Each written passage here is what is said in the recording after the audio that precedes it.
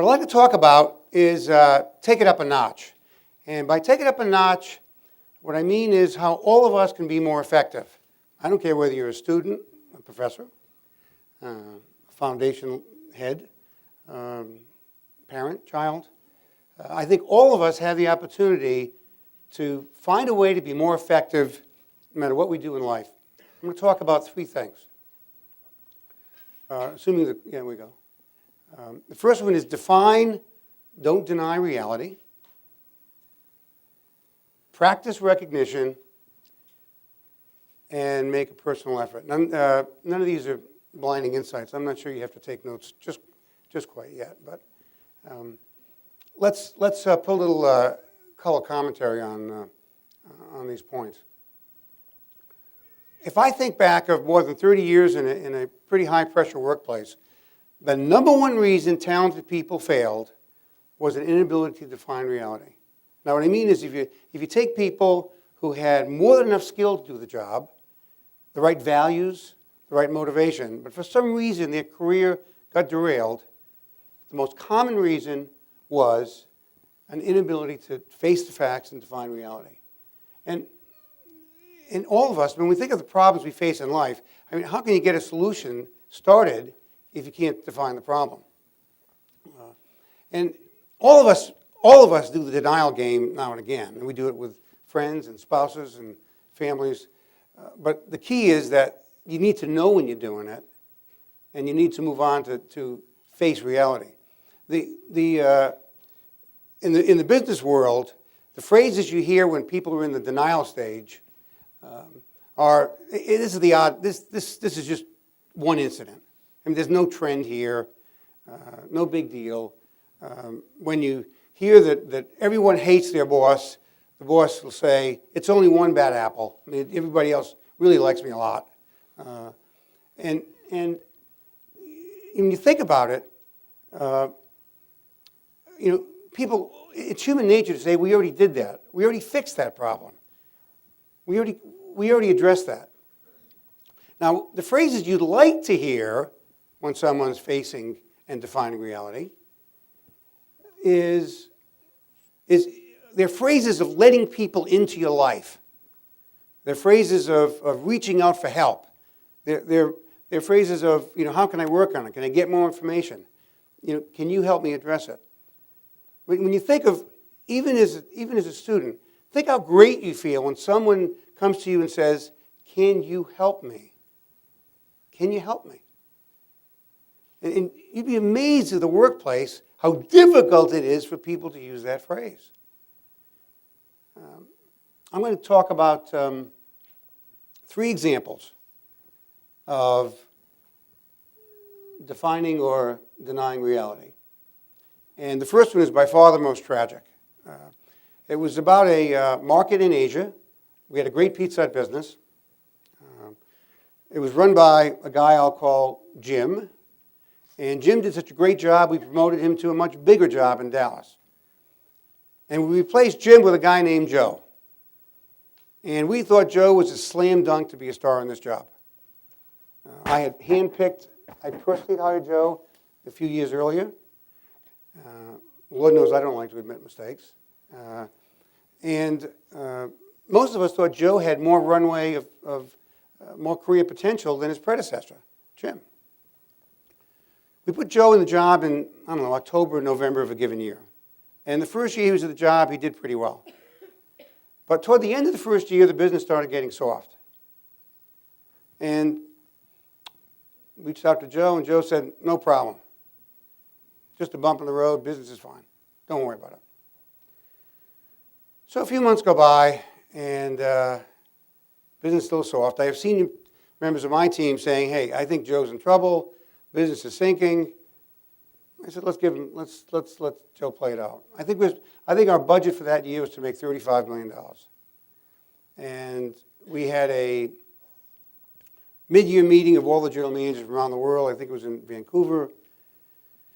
I met with Joe. Joe was $4 or $5 million behind plan at that time. And Joe says, hey, with due respect, Pete, your staff doesn't know what they're talking about. Business is fine. Market's soft, but we're doing all the right things. Okay. Well, we have our budget review a few months later in San Francisco, and when I met with Joe in Vancouver, I said, hey, get with Jim. Jim ran the market a few years. He was your boss for a while. He really knows his business. Make sure you get with Jim before we get together in San Francisco. Okay. A month later, Joe loses the best member of his senior team. And he said, hey, somebody made him an offer, couldn't refuse, and we're sorry to lose him. A month later, he loses a second member of his senior team. And now Joe's story was, guy was nowhere near as good as we thought. Glad he left. Glad he left. So we get together in San Francisco. We're now $7 million behind plan for the year. Joe doesn't have a clue what's going on. I decided to make a change. We moved Joe. We offered him a job in Dallas because he was a great CFO in this business. We said maybe he's a finance guy and not a general manager. He accepted the job in Dallas, left the company 2 months later. He has bounced 4 times since then. He ruined his career. This is a really talented guy. Really talented guy. He completely ruined his career by just not coming to grips with, hey, I got a problem and I need help. The second one I'm particularly proud of, actually. PepsiCo spun off Yum. You probably know Yum owns Pizza Hut, Kentucky Fried Chicken, and Taco Bell. PepsiCo spun off Yum in the fall of '97. And in the summer of '97, those of you who are from Asia might know that the Thai baht devalued. Might not sound like a big deal to you. It was a big deal in Asia. There was a rippling effect throughout Asia. All the darling Asian economies, Malaysia, Indonesia, Taiwan, South Korea, I mean, they were just devastated by this devaluation. So we have a brand new parent who thinks that the international business is the growth child of the company. And so think about it, you're a brand new parent, and most of the people with a brand new parent don't have a lot of international experience. So when you make the first phone call and you say, by the way, the Thai baht devalued, and we get a big problem. They say, we don't think it's a big problem. What do we make in Thailand? 12, 13 million bucks? Who cares? I said, well, we make about $100 million in Asia, and we could lose 70 of that in the next 6 months. So it's not easy when you call somebody and they don't want to hear the bad news. We took ownership of the problem day one. We got every franchisee in Asia and Hong Kong, and we changed every menu in every business we had. I mean, this was in effect like nothing that's ever happened in Asia. We stabilized the business. We reached out for help. The business in Mexico had a significant devaluation, so I moved some folks from Mexico to Asia to help with the problem. And to give you an idea how important this was, this total international business made $160 million in '97, and we tripled our profits in about 6 years. And we never would have done that if we didn't take this crisis on, just head on. I mean, it was a wonderful piece of work. The last example is one that I own. People here know what genetically modified means? Genetically modified? Okay. Well, I have a mindset that everything grown in developed countries in the world has been genetically modified. Okay? I think genetically modified is crap, right? I mean, wheat in Kansas has been genetically modified. Corn in Iowa has been genetically modified. Potatoes in South Dakota have definitely been genetically modified. And I went to Frito-Lay in the early 80s, and they were doing seedling research then to change the solids in potatoes. So we had a great business in the UK with KFC, a close second to McDonald's. So the general manager of KFC in the UK calls me and says, hey, Pete, we got a problem with the UK press coming after us because our potatoes have been genetically modified. And I said, hey, this is one of the small issues in the Western world, okay? Just forget about it. Just forget it. This will go away. Trust me, everything is genetically modified. Don't worry about it. 3 days later, he calls back and says, this is not going away. The press is all over us. We got a problem. I said, just go sell some chicken. Forget about the genetically modified stuff, okay? Just forget about it. Well, about 12 hours later, I'm at home at night, and the head of public relations for Yum, our parent, calls me and says, are you aware of this crisis in the UK we've got with genetically modified? I said, it's nothing. It's nothing. He said, I've got reporters from every newspaper in London contacting me. He said, we've got to do something about it quickly. So I finally got through my thick head that we probably do have a problem. We hired a PR firm, spent some money. But my denial of reality, I bet you, cost us $2 or $3 million in sales just in 4 or 5 days. Because I had a frame of reference of what, this is nothing. This is a rumor that is based on no fact, but doesn't make any difference.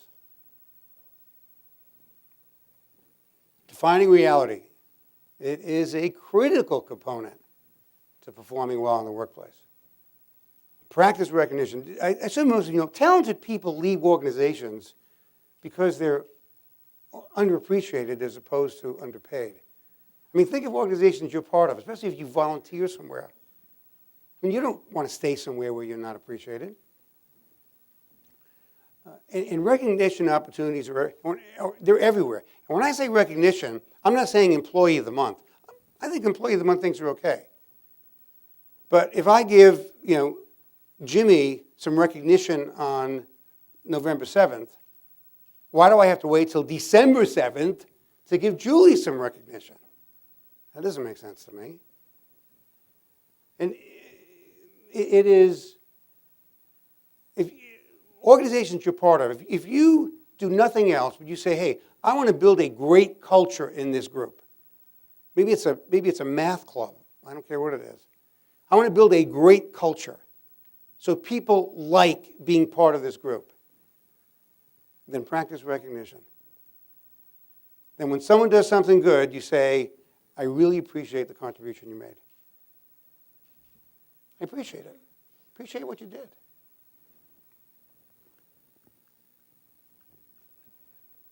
Yum doesn't do a lot of things well, the company I used to work for, but they are best in class in recognition. It's a mandatory program. You cannot be executive Yum without having some recognition award. My recognition award was a softball painted like the globe. Just an ordinary softball. And I had a little plastic case around it, and I'd write on the softball, Jim, congratulations, Pete. So it's symbolic. You don't get a new car. You get a softball. That's what you got from me. Sometimes I give some money with it, but the point is the softball. And the key is it has to be earned. So you have a luncheon with 20 people there, and you recognize a administrative assistant, and everybody says, great! Boy, are we glad someone finally recognized the contribution she makes. This is one powerful tool. I got some great records. I could spend 3 days talking about recognition story. Everybody here see the movie The Bridge on the River Kwai? See, I don't like being around people who are under 50. I just don't like it, okay?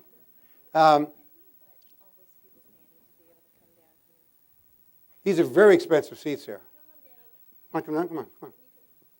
Let's wait a moment.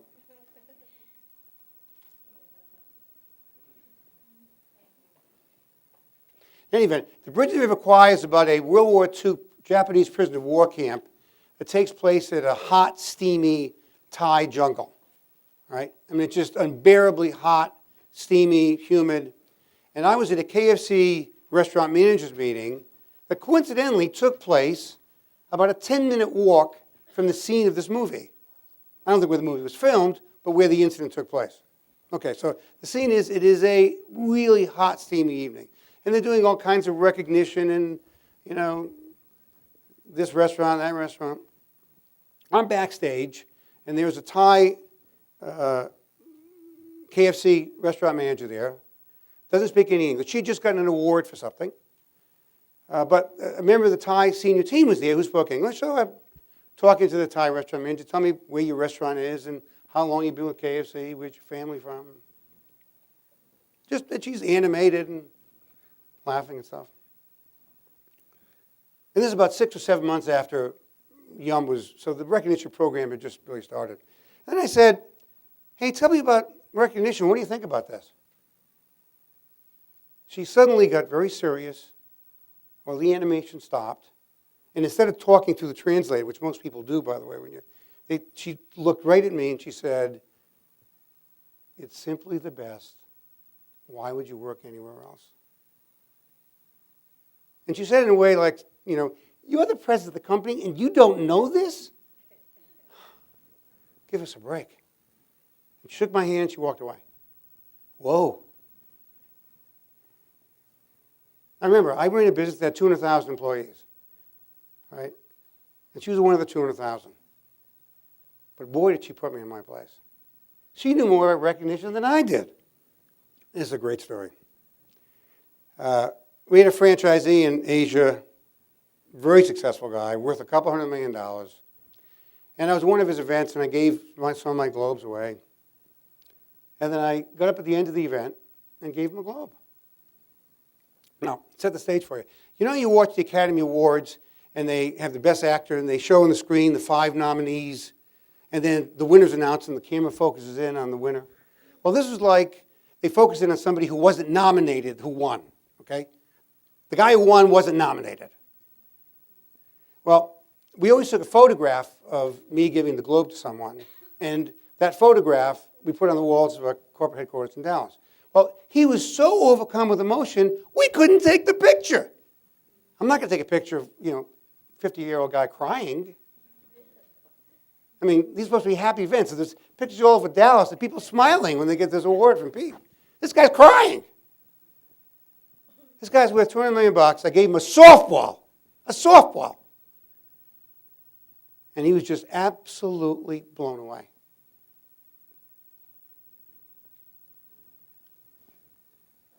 Whoops. My wife Barbara and I were in China a few years ago vacationing. We were in a city called Hangzhou, great city, a few hours outside Shanghai. And the woman who ran that city for KFC, pretty big job, she probably ran 200 or 300 restaurants. I didn't speak any English, but her secretary came to dinner and translated. I had forgotten, but I gave her one of my globes 10 years earlier when she was a restaurant manager. I couldn't remember that. I mean, I'd given away hundreds of these things. So when she came to dinner that night, she brought the photograph when I gave her the globe. Now, it was a copy of a copy. You could tell she just took a picture of the picture, right? But and it was framed. It was in a nice box. And she was a little choked up when she came to the photograph. Of course, I felt like a jerk because I forgot about it, right? I still have that photograph. This is a big deal. A softball. I'm on the board of a company in Europe, and we had a board meeting in Spain a couple of months ago. And the woman that runs this business in Spain used to work for Yum. She no longer works for Yum. And same story. I forgot I gave her a globe, right? And she didn't bring it up. The meeting was in the conference room. I walked by her office. I know it's her office. I see the name of the door. And I see my globe on her desk. I said, I'm so sorry, Melina. I forgot I gave you. She said, I was hoping you'd remember. But she doesn't even work for the company anymore, and she's got the globe on her desk.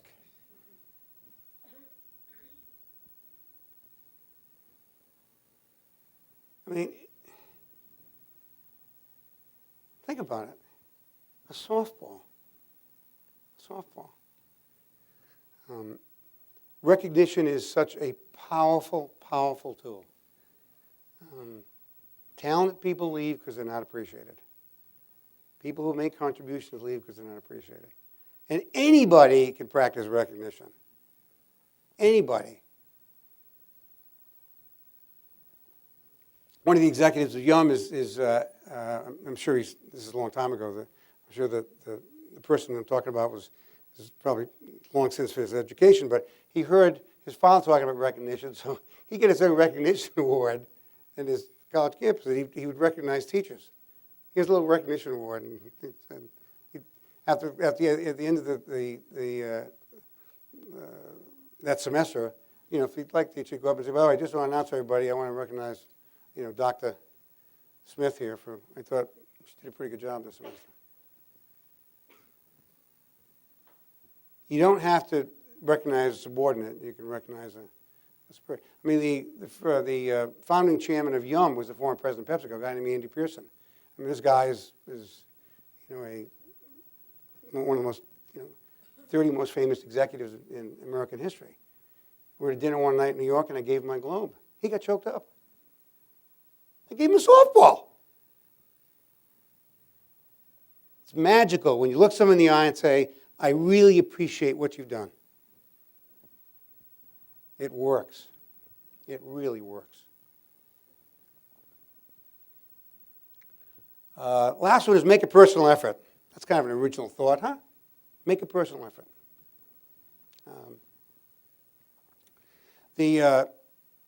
When I talk, the examples I'm going to give about making personal effort is it needs to be reactive.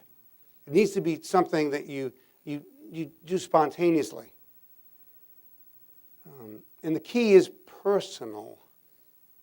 Personal. You do it. You don't have a subordinate do it. You don't have a subordinate do it. You do it. There was an executive at Pizza Hut. I didn't know him. I mean, I knew him socially and stuff, but I never worked with him together, Pizza Hut domestic. And I heard from a member of my senior team that he lost out on a big promotion he was expecting to get at Yum. So I didn't think much of it. I went back to my office after the meeting, called him up. He wasn't there. I left a voice message, and I said, "Hey, Joe, I heard about your bad news. I think I've heard great things about you. I've always enjoyed our transactions. I'm sure you got a great future ahead at Yum, and this too will pass. Everything's going to be great. Just hang in there," or something like that. I forgot about the voice message about 3 minutes after I left it. Well, this guy has gone on to bigger and better things. He's a senior executive at a company in L.A. Coincidentally, I know a guy he works with. So the three of us went out to dinner about 2 years ago. And during the dinner, he said, "Hey, Pete, do you remember that voice message you left?" "No." "Yeah," he said, "remember I lost out on this? You called me, left me a voice message." "Oh, yeah, I got it. I remember that." He said, "I saved it for 4 years. I saved it until the day I left the company." And I asked the IT folks, "Is there some way I can electronically save that message? Can I transfer it somehow?" A 10-second voice message to somebody I didn't even know that well.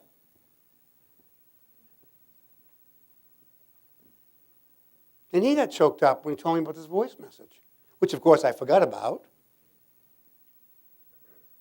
We had a large franchisee and agent named Arthur Ho, and I became quite friendly with him. Barbara knew him quite well. He's been to our home. He died suddenly. I contacted the guy in my organization who's down a few levels, but he knew who I was, who managed that part of the business, and said, "Hey, I want to come to Arthur's funeral." "You have a funeral?" He said, yeah, it'd be very traditional Chinese funeral in Hong Kong, and shouldn't be a problem. And I said, "I'd like to give a eulogy." And he said, "I don't know what that is."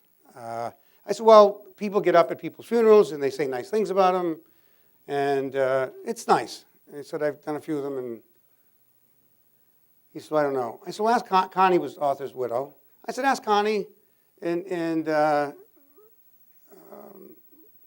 she doesn't want it, that's fine, but ask Connie if it's okay. I'd like to, come and just say a few words about Arthur.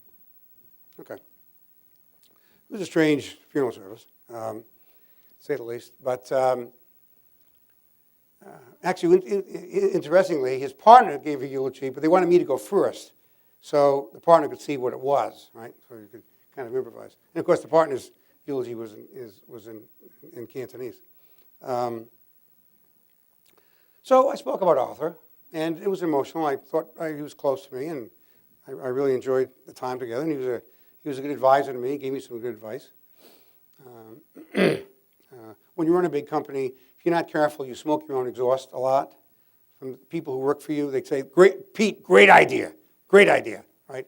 And you ask a franchisee, he said, "Why would you even consider doing that?" Right? So it's important to have franchisees who are, friends of yours or partners. You can ask them for advice now and again.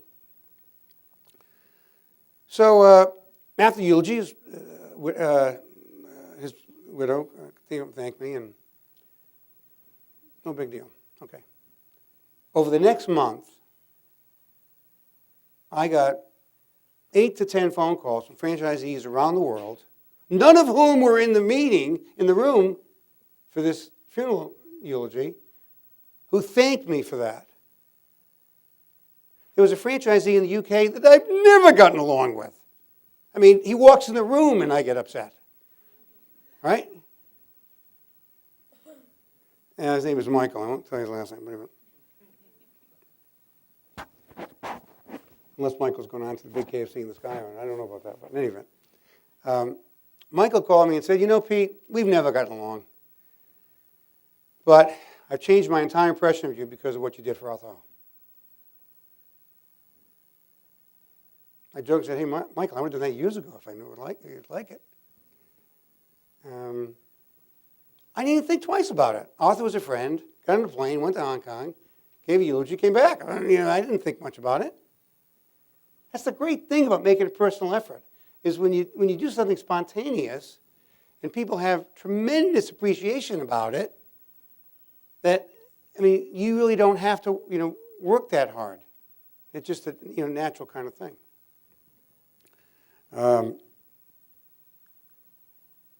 This is a good one. I started in Pepsi-Cola Company in 1972. And in those days, it was a big deal when you get promoted to a manager's job. You have a manager in your title. Just because the other thing, you actually get eligible for a bonus. I think my bonus was about $1,200 that year, but it still was a bonus. And you get a letter from the president of the company. The president of the company was a guy named Vic Bonomo. Now, of course, he didn't know who I was, but I actually had been in a meeting with him a few months earlier. I worked out as an analyst on a project called Pepsi Light. This is actually a good business story. It was a product that had half the calories of Diet Pepsi.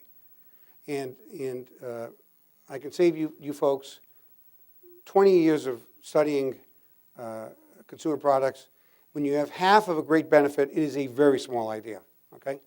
You need all of a big benefit. So Pepsi Light failed miserably, but the analysis was terrific, right? Because I did it. It was terrific.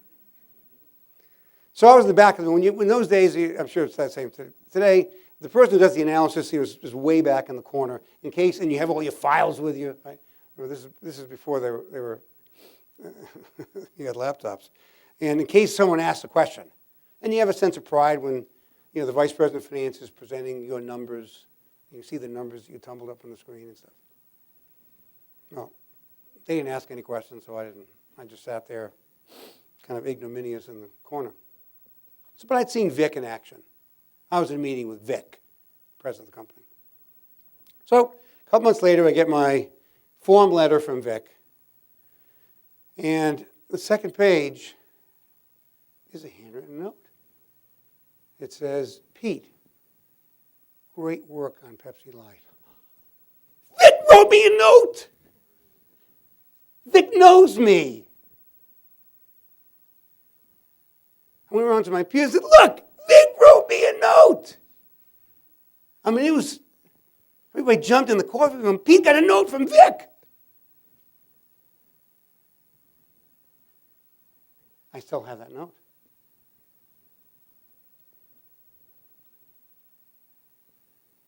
I guarantee you, by the way, Vic forgot 10 minutes after he wrote that note that he wrote the note.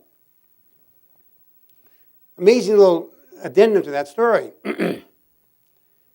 I'm now chairman of Yum International, and my secretary comes in and says, "There's a guy on the phone named Vic Bonomo." Vic Bonomo? I'll take the call.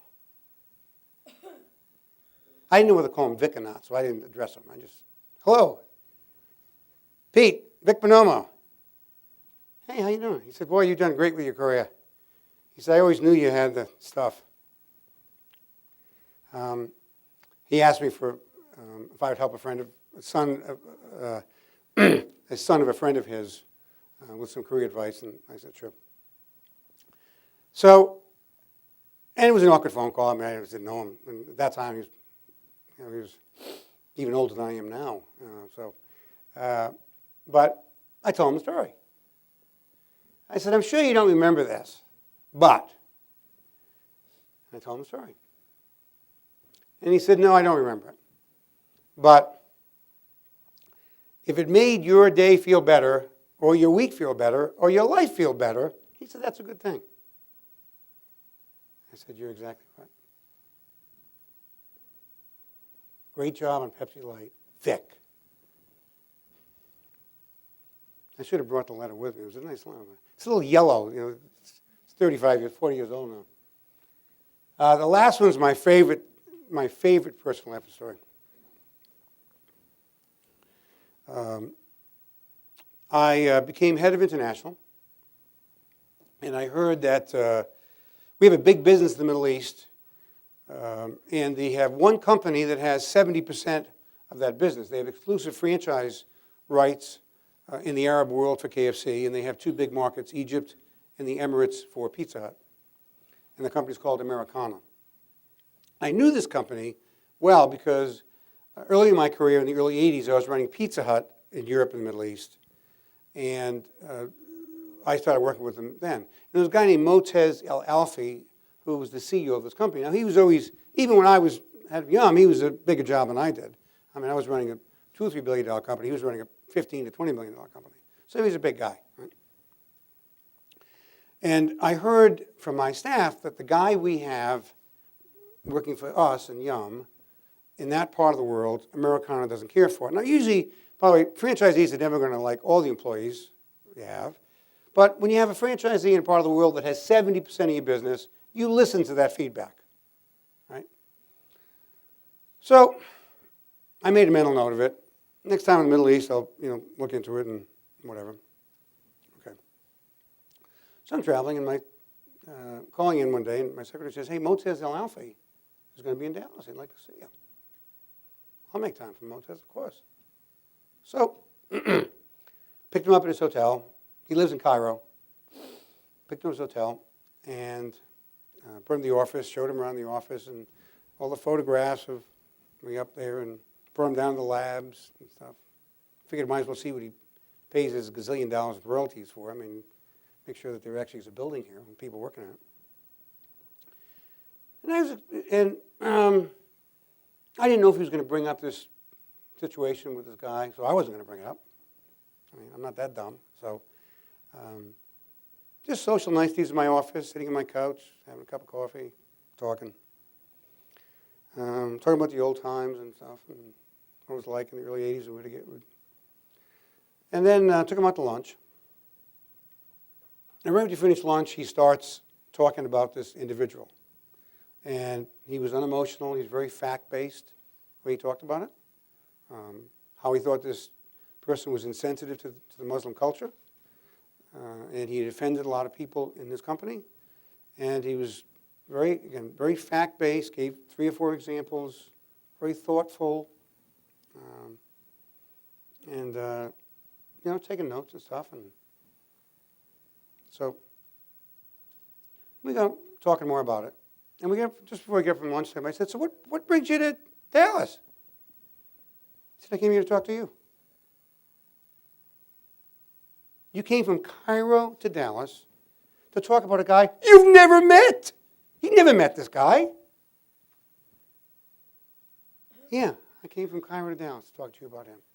Because if I came this way to talk about him, then I know you'd know how important it was that you look at this situation. Well, I've gone a long way for a lot of meetings, but I've never gone halfway around the world to complain about somebody that works for someone else who I have never met. No, I've never done that. that kind of defines personal effort.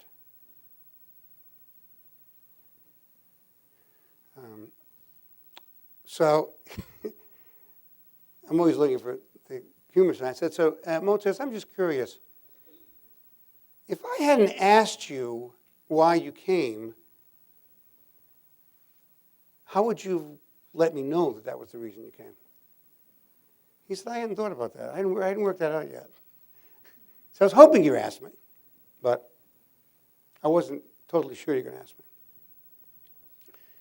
And it's even better. When I showed him around Dallas a little bit and went to a couple other restaurants just because they own quite a few different concepts, retail concepts. He wanted to. I remember he had never seen Dave and Buster's. He wanted to see Dave and Buster's. So we went to look at Dave and Buster's. And when I dropped him off at the airport, I got out of the car, I shook his hand, and he, grabbed me with both hands, and he said, by the way, I've spoken my piece. No one in my company will ever bring this up again. You make your decision. You're a fair man. We will trust whatever decision you make. Again, last one on the line. I went to the Middle East a couple months later, and he's right, this guy was a disaster. I mean, he was a very talented man, but he just was a fish out of water in dealing with that culture. So we, reassigned him, gave him a job somewhere else. And we hired a guy from Pakistan who is a Muslim, and he's there today. He's actually retiring. He and his wife are close friends of ours. Actually stayed with us about a month ago. As the people say, in that part of the world, he is of our world. But I have never, ever forgotten the effort that Mozart has made. Now, about 2 years later, we were having one of their franchise contracts, I think it was a pizza contract for Egypt, had expired. And of course, being the ruthless franchisors that we are, we updated the agreement. It's all kind of onerous now and mean and nasty. And we're having trouble agreeing with Americana for their new agreement. And when you're president of the company, you don't negotiate anything because the lawyers don't let you negotiate anything. Because if you agree to something, then the guy who negotiated can't say, well, it's okay with me, but I got to check with Pete. Right? So I heard that we're having a little trouble with Americana. By the way, and Mozart doesn't negotiate anything either. I mean, give me a break, okay? He oversees an empire. So we're having trouble. And I said, I'll tell you what. I'm going to go to Cairo and talk to Mozart about it. No, you're not going to do that. We'll work it out. You're not going to do that. I said, no. If it's not settled in a couple of weeks, I'm going to be in that part of the world. I will personally meet with Mozart and we'll discuss it. So my secretary called his and worked it out and stuff, and sure enough. So we're in a conference room with 10 lawyers. I'm not exaggerating, 10 lawyers. 3 on my side, probably 7 on his. And some of his minions and a couple of mine can't agree. And Mozart says, Pete, you and I go into my office. We can work this out. Go into his office, worked it out, we shook hands. As recently as 8 months ago, because that contract has now expired, as recently as 8 months ago, the general counsel of Yum called me and wanted to know what we agreed to in Mozart's office. Because he knew that if Mozart shook hands on it and said, that's the deal, then that is the deal.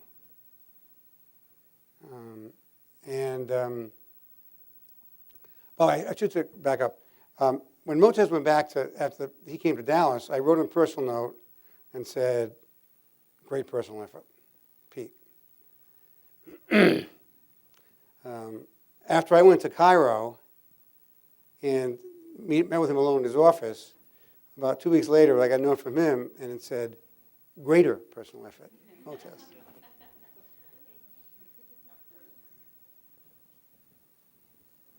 It's amazing.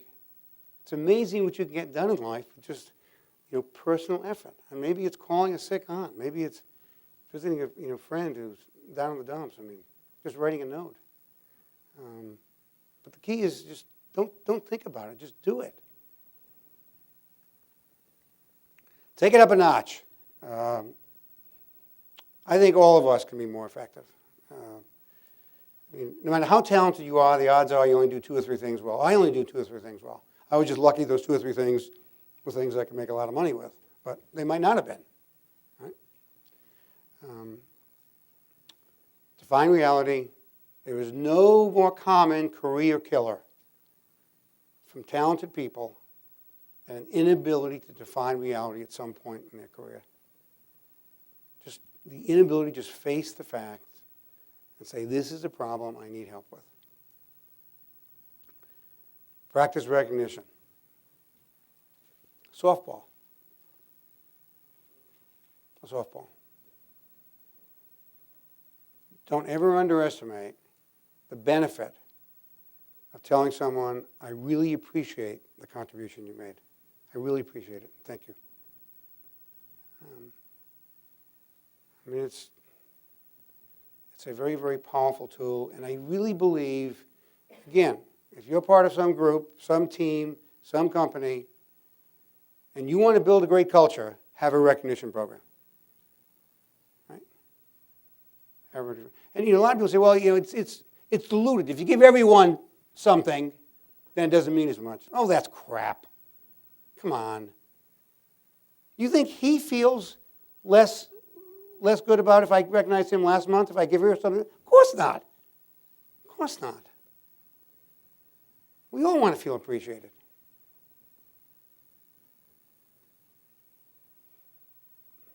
Make a personal effort. The last that I'll give you is human communication is remarkably inefficient. Remarkably inefficient. I mean, I can't tell you how many I could fill a day worth of examples of somebody wants to I got a member of my staff that wants to tell a subordinate something, give him some feedback, and did you talk? Oh yeah, I talked to him. He's got it. So you talk to him. Did he talk to you? Yeah, but I didn't understand what he said. Human communication is unbelievably inefficient. None of us are as gifted with words as we think. None of us are as impactful as we think in letting someone know what we think, because we're viewing the thoughts from our perspective. And that's why sometimes making a personal effort is so important, because it's the act associated with the words. It's the voice message. Hey, Joe, don't worry about it.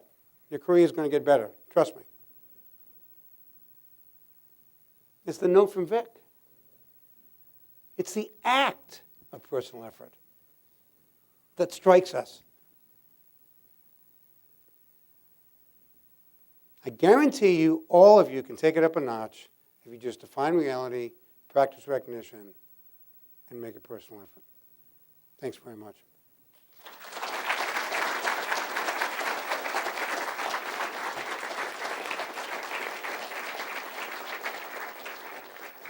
Okay, so we have time for a few questions. So if you would raise your hand high, and then we have the Barton School Dean's Ambassadors with microphones so that we can hear you. So, questions? The first question is free. No charge for the first question. It's always the first one that's harder.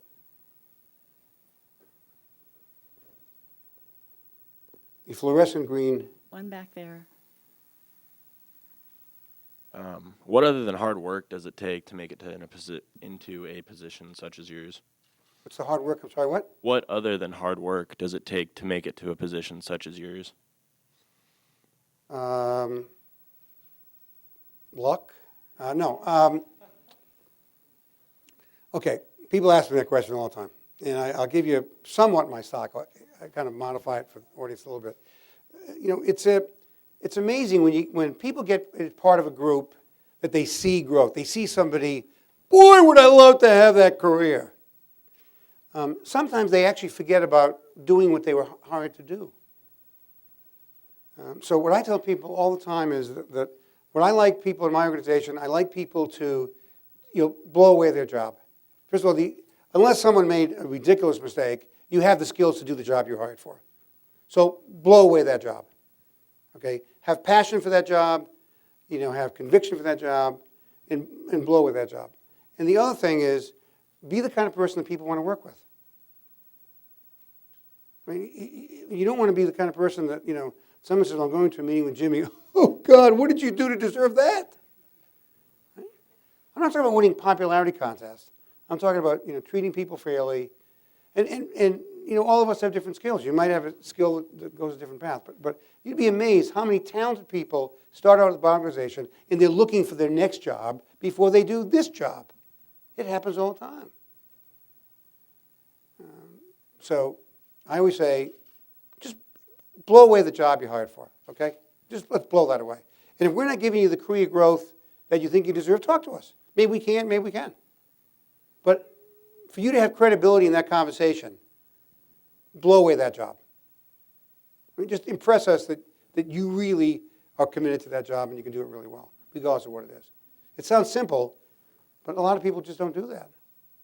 They just don't do it. That was an easy one.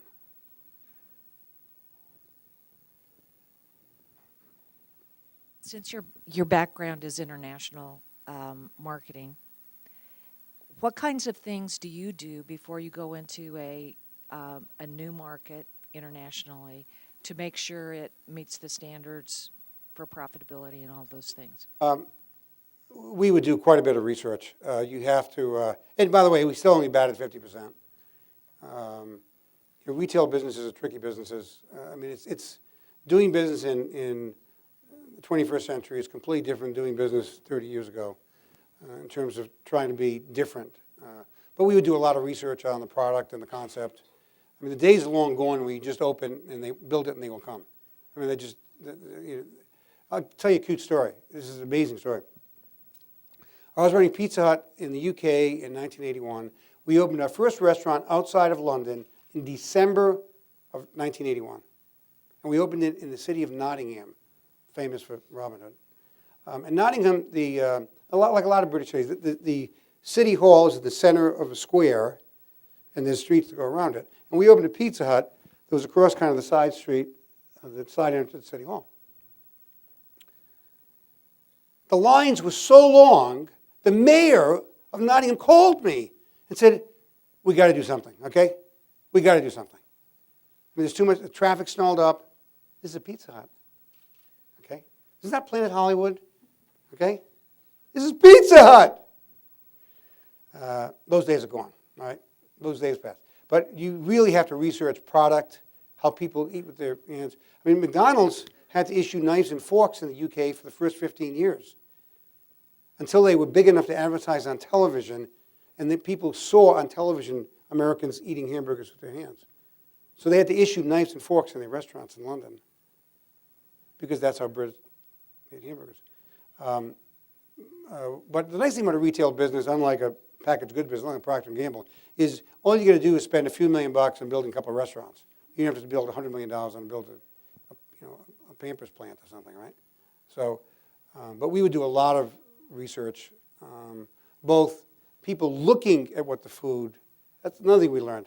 It's not enough to do a focus group and have people taste, pan pizza and vinegar. That's not enough because you can't assume that they're going to see it the way you see it. So you actually, show, commercials of people using the food in focus groups, and we still bat 50%. I mean, so it's a batting average game, but you spend a lot of money to reach it. I mean, if we to go into a new market, we got to plan on in terms of staff, restaurants, advertising. I mean, it's a $40 to $100 million kind of number. You got to get you're not going to go to India and build 5 restaurants and walk away, right? So, and it took us, to give you an idea, it took us many years to go to India. Yum's got a fabulous business in India today. But, I mean, Barbara was with me we opened the first restaurant in India in 1996, and boy, I tell you, we struggled for a long time. So, a lot of research. Wait for the mic, otherwise I think they can't get on the recording without the mic. So through your experience, like, what are the three top characteristics that you feel defines a good leader and help you survive through your career? So I can understand, you're too close. Sorry. Okay. So what three characteristics do you feel defines a great leader, and how did those characteristics help you to survive in your career choice? It just isn't that easy. I mean it when I say that, and I've met a lot of people, a lot bigger jobs than I had, and I think a lot more talented than I was. But even those folks only did 2 or 3 things well. So what I usually see in defining business leaders is people know the 2 or 3 things they do well. I mean, if this were a management development class, and I would have said, okay, I'm going to put 20 characteristics of leadership on the screen. And I've done this. I'll give you the 3 that I think I do pretty well. And I'll give you 3 I'm terrible at. I mean, just really weak at. But, and all of you need to do the same thing. I mean, if you think you have great analytical skills, you better have great analytical skills. Because you're going to be working against people who have great analytical skills. So the key is to find a job, find a career that leverages those things you do well. I mean, for example, I'll give you an example. I have terrible process skills. I'm a slob. I'm messy, right? I would never be good in running a big manufacturing operation. Never. I mean, I'm not going to look at those hourly reports by yield, by labor. I'm not going to do it. I'm just not going to be good at it. I would never work my way up. Maybe I could be, the king of it, but I'd never work my way through the Earl, Prince, and Dukes of it. I'd never get up there. I'd say, well, crap, Bassi missed that. I mean, he's missed it all the time. So the key is really understand the skills you have. I mean, and I don't care how talented you are, you only do 2 or 3 things well. Now, you can work on things. I mean, there's things you can work on to bring it back to neutral. But when I say things you do well, what I'm talking about is relative to your peer group. Okay. Now, my process skills might be better than yours, because I run a multi-billion-dollar business. But relative to my peer group, my process skills aren't good at all, if you know what I mean. So you think relative to your peer group, what do you do well? Most people who work their way up in corporate America do have transaction skills. They do have the ability to tell this person, I think you're doing a great job, or you really need to work on some things. And they're comfortable looking in the eye and having that conversation. A lot of people aren't good at that. But you find very few executives, because like it or not, you have to promote and fire a lot of people. You just have to. So a lot of people aren't really good at. So if I were to pick one trait, they probably have good transaction skills. They're probably pretty skilled at the human transaction. But I don't think I have very good communication skills. My communication skills are average for my peer group. I mean, maybe I can speak better than you can, but I'm 40 years older than you are at least, and I've done this a few hundred times. So that's the key. I mean, really be honest with yourself. What are the 2 or 3 things you do well? And try to get in a situation where they leverage those things. Does that make sense? We got some time. You have to sit here anyway, by the way. You don't get credit otherwise. I have one. Oh, we got to. What was the scariest moment of your career, maybe when you felt the least secure? Wow. How much time you got? Let me put a little twist on that. The moments where I had the most trouble sleeping, I think that's probably the best spin to put on that. I mean, where did I just really have Barbara might disagree with this, but the most trouble sleeping was when we were starting this business of Pizza Hut in Europe, and I had no infrastructure. When you work for a big U.S. company, I mean, you don't have to order pencils. I mean, it's done, right? I mean, someone buys a desk, gives you a desk, orders paper, and you got a secretary there and stuff. But you were in a startup business in an international market, and you're it, okay? So to me, where I felt the most pressure of my careers hanging by a thread was when we were starting that business in in Europe Pizza Hut in the early 80s. Because I didn't have any peers. I couldn't go to the guy next door and say, what do you think of this, what of that? And I was the guy. Right? The people there were just, restaurant people. I mean, they weren't professional managers kind of thing. No, I had some good experience. Before that, I worked for Pizza Hut in Wichita, and I ran the development program, building restaurants. And so I had really good experience at getting things done through people, and I thought I was pretty smart. I found out I wasn't, but that's why those years I would not want to relive. I wouldn't mind reliving them now because I'd be a star now because I know what to do, right? But the other thing I would say about it pertains to both your subjects.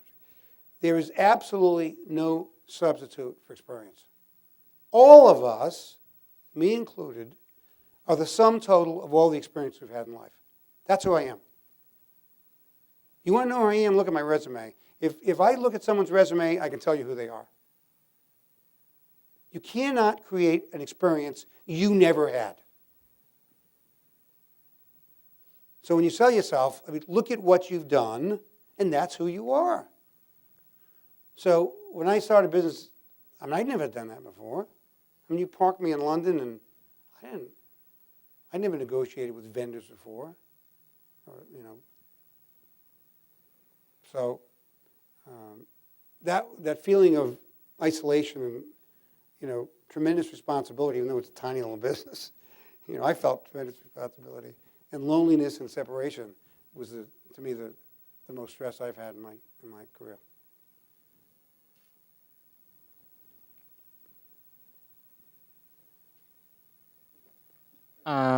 It's obviously been very successful, but Maybe not. I was wondering, most of the great businessmen I've been able to study they've always had at least one huge failure that really spurred them to do well.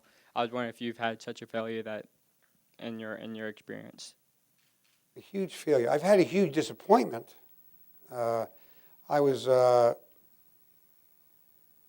a great run running this business in Europe. This little business did really well. I was a star in PepsiCo.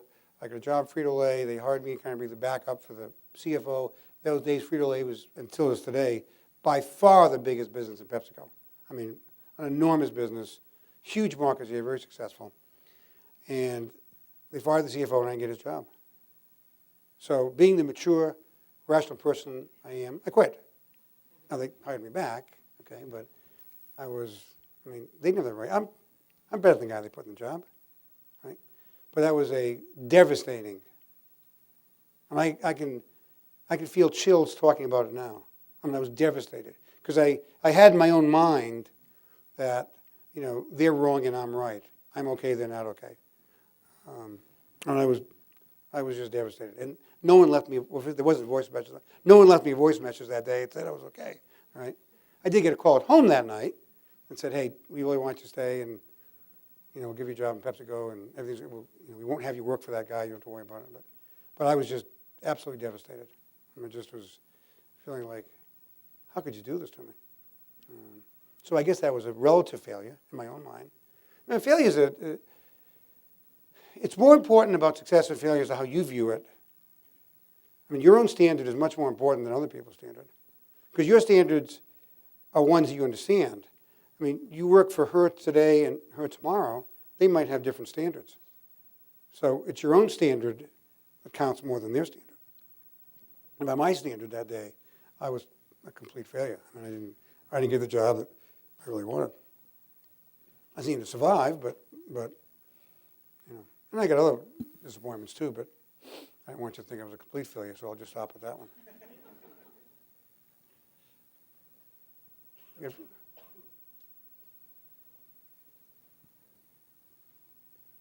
I really like your views on recognition, and I think that when you get recognition from someone like Nick, the president of Yum Brands, it has that huge impact. Now, how do you make recognition have that big impact when there's not that big of a spread between your roles, like let's say a shift supervisor and an associate? Sure. Yeah, it's a good question. That's right. It's really easy when you're the big guy and someone's their hand is shaking when you give them the glove, right? I think that if you have confidence in the act of recognition that you're giving, that you feel that you're doing something that is important to you and that will be appreciated by that person. It doesn't make any difference, actually. It really doesn't make that much difference. If you just say, the last 2 weeks you've really helped me a lot. I really appreciate that. I just want you to know that meant something to me. I mean, you're not running for public office. There aren't videos, let's watch his recognition, and, have it on the campaign trail. You're doing it because you think it's the right thing to do, and there's someone that you'd like to recognize and express appreciation for. One trick we used to do at meetings occasionally is, at the end of the meeting, say you got 10 people in the room, and these are all successful executives, everyone talks to everyone else and tells them something they appreciate about them and something they'd like to see more of. Right? So it might say, the point you made, and you're always careful, obviously, the flip side of it, but it's stuff like that. I mean, you can have a work group session, and I think you could pull the same thing off. I think at the end of the session, let's each go privately to each person and say something we appreciate about that person. I mean, you could find a way to imply. I mean, it's hard for me to put myself in your life, of course, right? But I do think that there are more opportunities of. I mean, a lot of us just feel awkward. Well, I'm not going to. It's kind of. I mean, he's going to feel awkward. I'm going to feel awkward doing it. It's that kind of thing, right? But so a lot of it, you got to come out of yourself a little bit, and say, really, I really appreciate what you did. And sometimes the most important recognition is the private recognition, where you don't have the fanfare and sometimes it's appropriate to have 6, 7 people around because people feel the same way you do, and that person needs to be elevated a little bit in their emotional status that day. But sometimes it's better just to catch somebody in the coffee room and say, I really appreciate that help you gave me yesterday. You can find an opportunity. I mean, you got to practice a little bit. I don't think I was ever great at it, by the way. I don't think I'm a natural at giving recognition. But you give it 2 or 300 times, you get a little practice at it, right? So.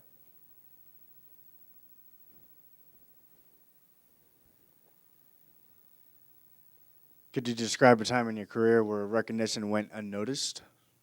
Oh, gosh, yes. Oh, especially for me. The most time is when it's, and you can watch the circumstances that lend itself to ignoring the opportunity of recognition is when a team is working really hard on something.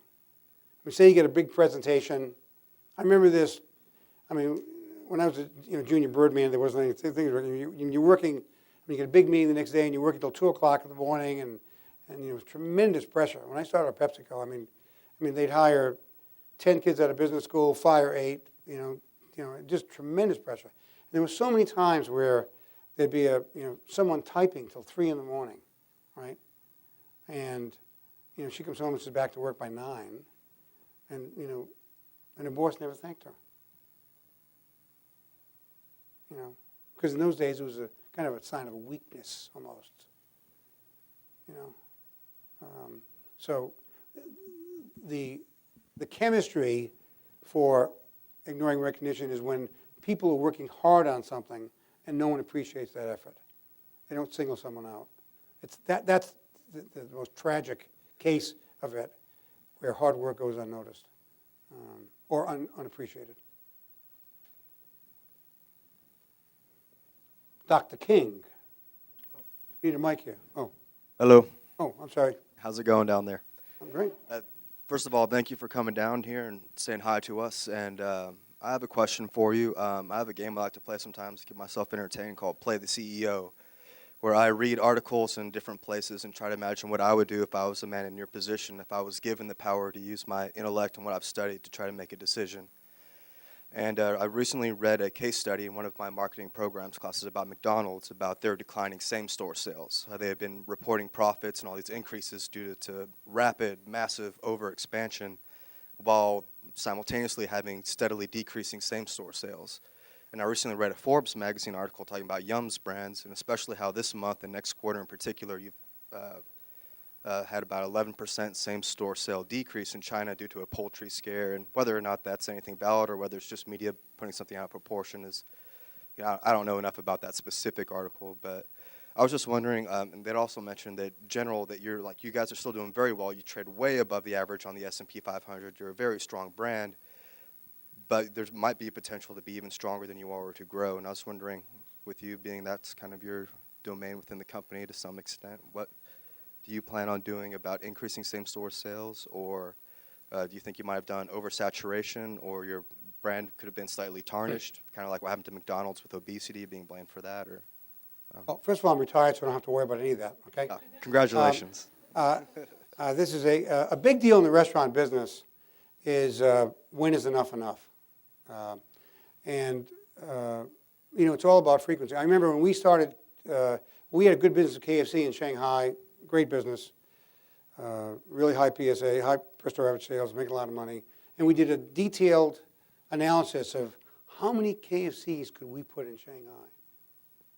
And we did this study in like 2001. And they said, we could have over 100. Wow. There's 450 today. Right? So there's always McDonald's in a different situation. I mean, they did a wonderful job of going back to basics the last couple of years. They did a great job of just focusing on their core business and doing simple things well and innovating their breakfast program. I mean, Yum China is a different situation where they not only have a problem with external forces like avian flu and a PR problem, the Chinese economy is also soft for the first time in 20 years, since '92. But in the restaurant business, there's always a trade-off you have between, you got a great business, build it, and then, oh crap, we built too many. I mean, look what Starbucks closed a lot of restaurants. I mean, Howard Schultz did a wonderful job of closing restaurants, taking back control of the company, and he's tripled the market cap since then. So they failed miserably, and Starbucks has tripled their market cap in the last 4 or 5 years.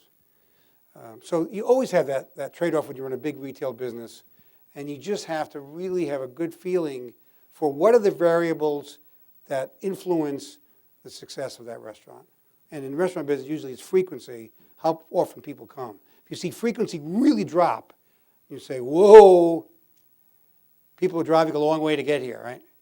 We don't want people to take reservations to come to Taco Bell, okay? That's not a good sign.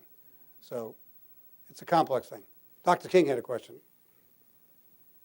Now, one more question.